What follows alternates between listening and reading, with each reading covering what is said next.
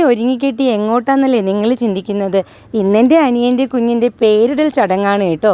അപ്പം ഞങ്ങൾ അവിടെ എത്തിയപ്പോൾ എല്ലാവരും അവിടെ റെഡിയായി ഇരിപ്പുണ്ട്. ദേ കണ്ടോ, പെണ്ണും ചെക്കനും കെട്ടാനല്ല കേട്ടോ, കുഞ്ഞിന് പേരിടാൻ വേണ്ടി റെഡിയായി നിൽക്കുക.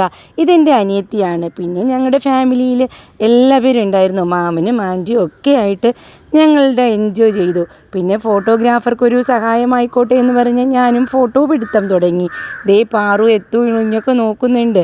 എന്താണെന്നോ, നൂലുകെട്ട് കഴിഞ്ഞാലേ കഴിക്കാൻ വല്ലതും കിട്ടൂ. പിന്നെയാണെങ്കിൽ നല്ലൊരു ഉഗ്രൻ സദ്യ ഉണ്ടായിരുന്നു. വല്ലപ്പോഴും കിട്ടുന്ന സദ്യയല്ലേ, അതുകൊണ്ട് ഞങ്ങൾ നന്നായി കഴിച്ചു. എന്നാൽ നമുക്ക് ചടങ്ങ് കണ്ടാലോ? പെൺകുഞ്ഞായതുകൊണ്ട് അച്ഛൻ്റെ മടിയിലിരുത്തിയ അമ്മയാണ് നൂല് കെട്ടുന്നത്. നൂല് കെട്ടുന്ന കേട്ട് നിങ്ങൾ പേടിക്കേണ്ട. വടക്കോട്ടൊക്കെ ഇതിനെ പേരിടൽ ചടങ്ങെന്ന് വിളിക്കുന്നു. ഇതിന് 28 കെട്ടെന്നും വിളിക്കാറുണ്ട്. അതിനുശേഷം വാവിയുടെ ഒരു കാതിൽ വെറ്റില വെച്ച് പൊത്തി മറ്റേ കാതിൽ 3 തവണ പേര് വിളിച്ചു. കുഞ്ഞുവാവിയുടെ പേരെന്താണെന്ന് നിങ്ങൾക്കറിയണ്ടേ? നവമി എന്നാണ്. നിങ്ങൾക്കിഷ്ടമായോ?